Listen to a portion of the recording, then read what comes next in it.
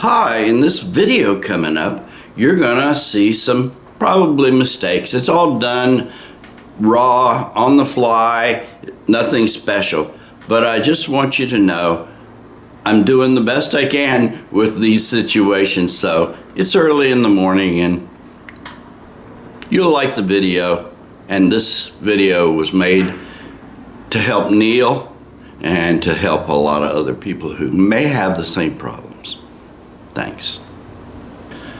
Well, hello. Welcome to another adventure with Pop's Digital World. And Pop's here.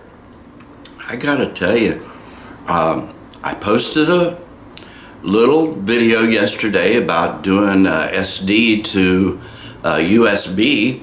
And this morning, when I went in to do my email, I got this message, and I gotta read this to you, and then we'll talk about it, okay?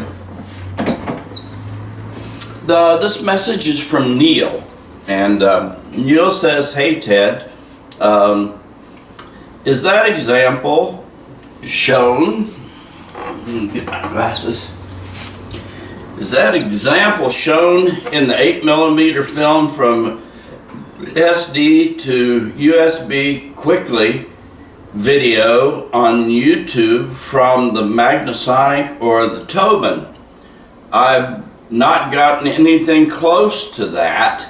These results I'm capturing now at low sharpness and zero exposure. I am also noticing that if I have more than a couple of short films stored on my 32 gigabyte SD card that Magnasonic ships out with their package deal, that the first few films on the output get a bit jittery, so I now delete and format the card after I capture two 7-inch reels. Here is a screenshot of what I'm getting when I open the capture film using Windows Movie and TV to play full screen. And he shows me this. And here's the thing. So, here's the scoop, guys. I told him, and I need to tell you too, is that not all films are created equal. So let's see what I told him. So, what I said is, your film is badly overexposed. It's hard to give lessons that take up everything.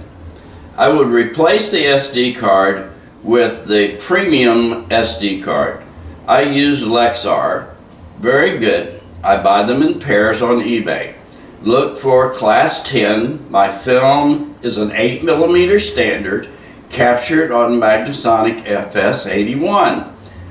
I have sold the Tobin. I always say what the film was, and this one was overexposed, as is your film.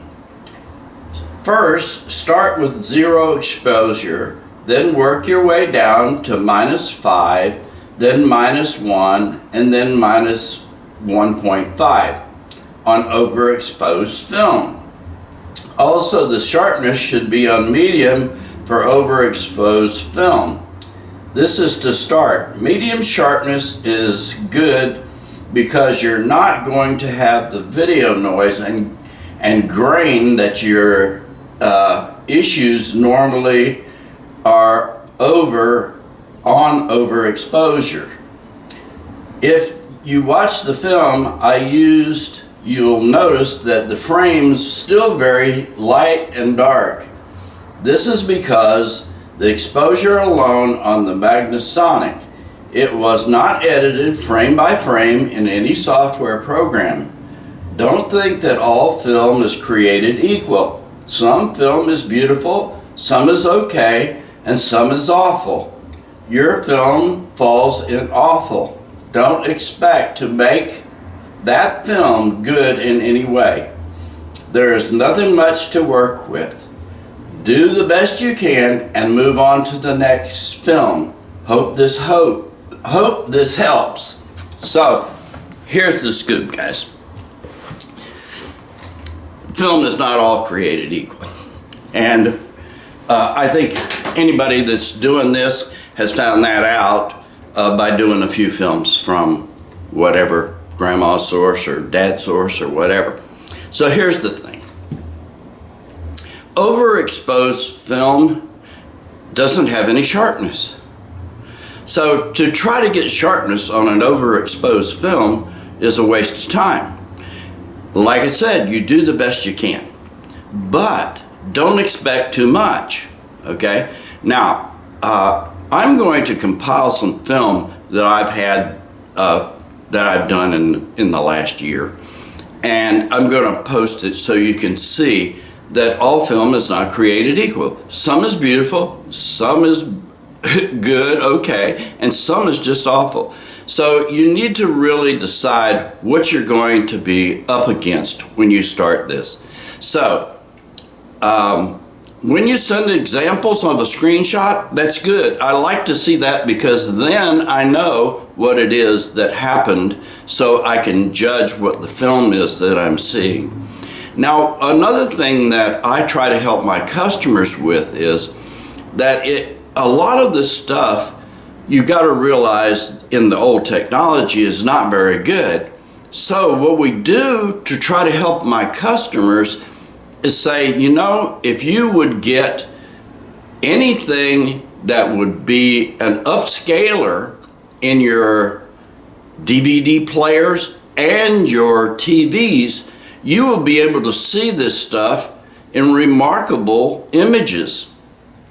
And that is really true. So I'm going to compile some of that stuff too. I'm going to show you some images of old stuff, film, VHS, mini DV. I'm going to compile all that stuff and put it together for you, and I'm going to show it to you on an upscaled whole system.